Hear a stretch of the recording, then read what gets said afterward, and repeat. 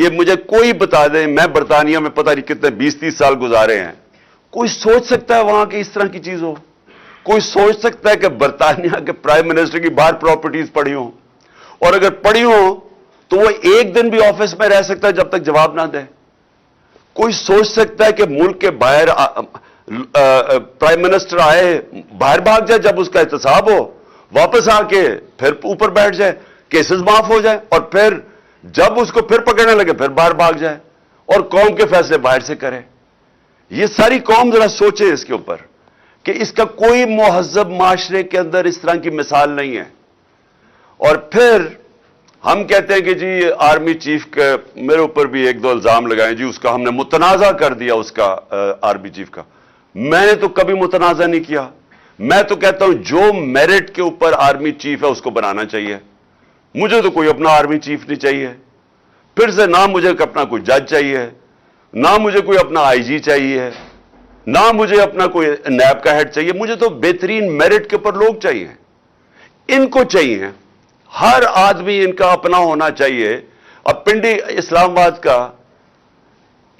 کا شہباز شریف نے آئی جی بنایا، اس کو سزا ہونے والی تھی، سیف سٹی کیس میں اس آئی جی کو اس کو سزا ہونے والی تھی، اس نے اٹھا کے اس کو آئی جی بنا دیا۔ کیوں بنایا اس کو؟ کیونکہ وہ کرپٹ ہے، وہ اب اس کی خدمت کرے گا، وہ اس کا ہر ناجائز کام کرے گا۔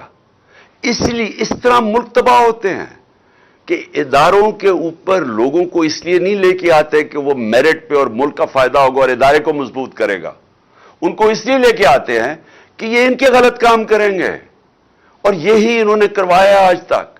عدلیہ کے اندر انہوں نے ڈنڈے مار کے جب چیف جسٹس سجاد علی شاہ جیسا دیانتدار جج کو جب بھگایا وہاں سے اور پھر پیسے رشوت دے کے اس کو جب ہٹایا، تو یہ اس لیے نہیں کہ ان کو کوئی فکر تھی کہ پاکستان کی عدلیہ ٹھیک کام نہیں کر رہی، اس لیے کہ وہ ان کے نیچے نہیں تھی، ان کی غلامی نہیں کر رہی تھی، ان کے غلط کاموں کے اوپر غلاف نہیں ڈال رہی تھی، چھپا نہیں رہی تھی۔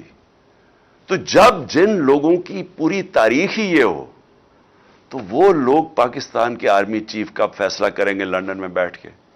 اور میں ان سے بھی پوچھنا چاہتا ہوں جو ان کے ہینڈلرز ہیں، کیا ان کو فکر نہیں ہے پاکستان کی؟ کیا ان کو نہیں سمجھ آ رہی ہے کیا ہو رہا ہے ملک کے اندر؟ کیا ان کو تب نہیں سمجھ آ رہی تھی جب یہ ایک چوروں کو اوپر مسلط کیا جا رہا تھا کہ انہوں نے ملک کے ساتھ کرنا کیا ہے؟ جو 30 سال سے ملک کو لوٹ رہے تھے ان کو پھر سے جب مسلط کیا انہوں نے، تو کیا ان کو یہ نہیں نظر آ رہا تھا کہ انہوں نے کرنا کیا ملک کے ساتھ؟ تو یہ جو ہو رہا ہے یہ ہونا تھا، کیونکہ انہوں نے ماضی میں بھی یہی کیا ہے۔ میں یہ سوال پوچھتا ہوں کہ کون ذمہ دار ہے اس کا کہ جو پاکستان چھوڑ کے گئے تھے ہم، جو عدم اعتماد سے پہلے مارچ کے اندر جو پاکستان تھا، مجھے وہ بتائیں۔ آج پاکستان کی بزنس کمیونٹی سے پوچھیں، پاکستانی کسانوں سے پوچھیں، پاکستان کے مزدوروں سے پوچھیں کہ وہ کس طرف پاکستان جا رہا تھا۔ 17 سال کے بعد ہماری بہترین ملک کے اندر دولت میں اضافہ ہو رہا تھا، جس کو گروتھ ریٹ کہتے ہیں۔ تیسرے سال میں 5.7% ہماری اکانومی گرو کی، اور چوتھے سال میں 6%۔ اور انشاءاللہ اگر ہمیں یہ سازش کے تحت نہ ہٹاتے، ہم نے 7% پہ جانا تھا۔ جو تیل کا تھا، جو اصل ہمیں جھٹکا پڑا تھا تیل کا، تیل کی قیمتیں تو نیچے آ گئی ہیں۔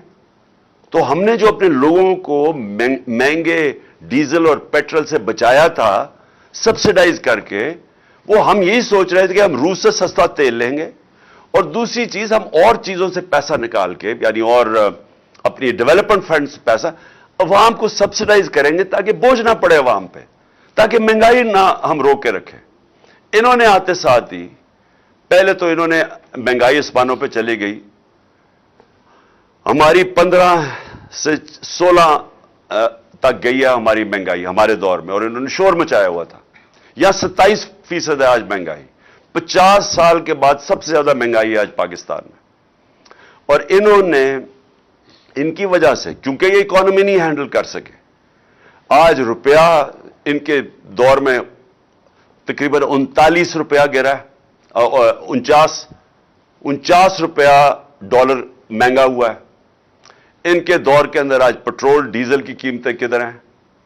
ہمارے دور میں کدھر تھی؟ ان کے دور میں بجلی کی قیمت آج کدھر گئی ہے؟ جو آج لوگوں سے پوچھیں کہ جو ان کو بجلی کے بل آ رہے ہیں. ابھی جو گیس کی شارٹیج آنے والی ہے اور جو گیس کی قیمتیں ہیں یہ سردیوں میں ان کے دور میں آج دیکھنا اب کدھر آ رہی ہیں، جو انہوں نے IMF سے مان چکے ہیں. تو میں سوال یہ ہے کہ ہمارے دور میں بھی IMF تھا، ہمارے دور میں بھی کورونا کی وجہ سے مہنگائی تھی، عالمی مہنگائی تھی، لیکن وہ دور دیکھ لیں مارچ کا اور یہ آج دیکھ لیں، 6 مہینے میں یہ ملک کدھر پہنچا ہے. آج وہ موٹر سائیکل مینوفیکچرر سے پوچھ لیں کہ ان کا کیا حال ہوا ہے. آج وہ موٹر والے کتنی کاریں بک رہی ہیں وہ آج دیکھ لیں کیا حال ہوا ہے. انڈسٹری جو تاریخی ہمارے سالوں کے بعد ہماری انڈسٹری تیزی سے اوپر جا رہی، تقریباً 26%، وہ آج 0 پہ پہنچ گئی ہے. اس کے علاوہ اس کی وجہ سے بے روزگاری بڑھے گی. فیصل آباد میں 8 لاکھ لوگ بے روزگار ہو چکے ہیں، وہی فیصل آباد جدھر مزدور نہیں مل رہا تھا مارچ کے اندر. تو میں سوال یہ پوچھتا ہوں کہ یہ جو ہینڈلرز لے کے آئے ہیں اور یہ جو آج تماشے ہو رہے ہیں پاکستان سے، کون ذمہ دار ہے اس کا؟ کس نے جواب دینا ہے اس کا؟ کون بتائے گا کہ یہ قوم کو کدھر سے کدھر لے گئے ہیں؟ آج پاکستان کے پاس جو دولت میں اضافہ ہو رہا تھا وہ ہو ہی نہیں رہا. گروتھ ریٹ کا مطلب کہ دولت میں اضافہ ہوتا ہے. جب گروتھ ریٹ نیچے آتا ہے اور یہ آپ یہ سوچ رہے ہیں کہ اب یہ پہنچ جائے گا 6% جو ہمارے دور سے، اب یہ پہنچ جائے گا تقریباً 1% سے بھی کم. جب دولت کے اندر اضافہ کم ہوگا تو اس سے کیا ہوگا؟ اس سے یہ ہوگا کہ ہم نے قرضے تو دینے ہیں، قرضے لیے ہوئے ہیں، قرضوں کی قسطیں واپس کرنی ہیں. تو جب ہماری دولت میں اضافہ ہی نہیں ہو رہا تو قرضوں کی قسطیں کیسے واپس کریں گے؟ کدھر سے پیسہ آئے گا؟ آج یہ حال ہو گیا ہے کہ ہمیں قرضے لینے پڑتے ہیں قرضوں کی قسطیں واپس کرنے پہ. تو قرضوں میں ڈوبتا جا رہا ہے ملک، اور جو دولت بڑھ رہی تھی وہ اب بڑھ نہیں رہی. دولت کے اندر اضافہ ہوگا تو قرضے واپس کریں گے، وہ تو اب نیچے جا رہا ہے.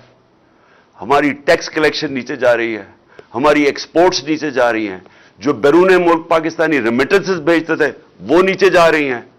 تو دولت نیچے جا رہی ہے ملک کی.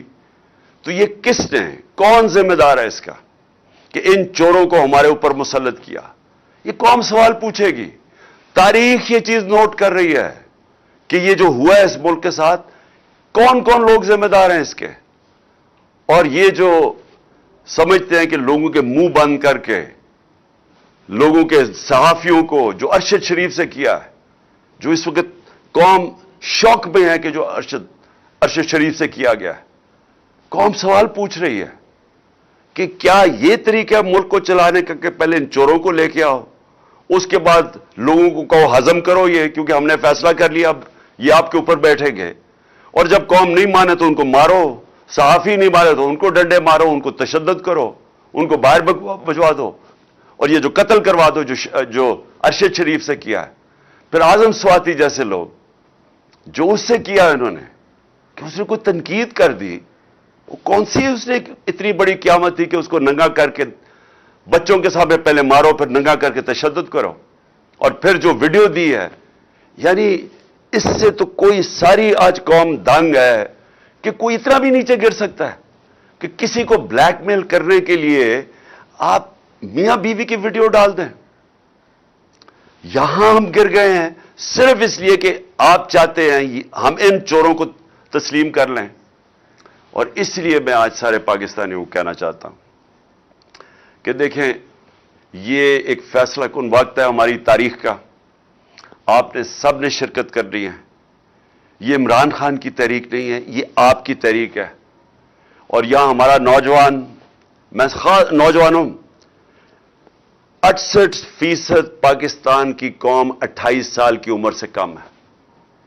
سوشل میڈیا کا زمانہ ہے، آپ میں شعور آ چکا ہے. آپ یہ سمجھ جائیں کہ جو قوم حقیقی طور پہ آزاد نہیں ہوتی، جو قوم غلام ہوتی ہے، اس کی کوئی حیثیت نہیں ہوتی، وہ ساری دنیا میں ٹھوکریں کھاتی ہے. ہرے پاسپورٹ کی کوئی عزت نہیں ہوگی. دنیا آپ کو اور نظر سے دیکھے گی کہ غلام قوم کبھی اوپر نہیں، اس کی پرواز اوپر نہیں ہوتی. غلام قوم صرف انصاف سے آزاد ہوتی ہے، اور یہ حقیقی آزادی کی تحریک ہے ہی انصاف لینے کے لیے.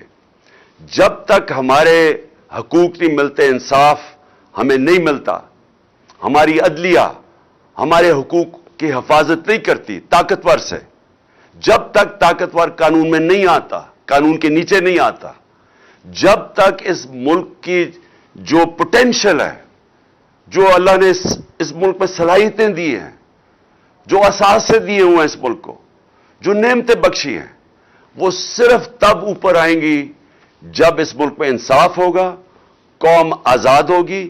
آزاد قوم میں ہی حقیقی جمہوریت آتی ہے اور اس کے بعد خوشحالی آتی ہے.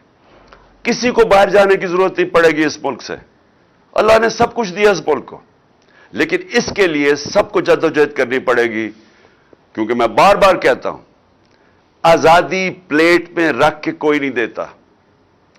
زنجیریں گرتی نہیں ہیں, توڑنی پڑتی ہیں. آزادی چھیننی پڑتی ہے. پاکستان زندہ باد.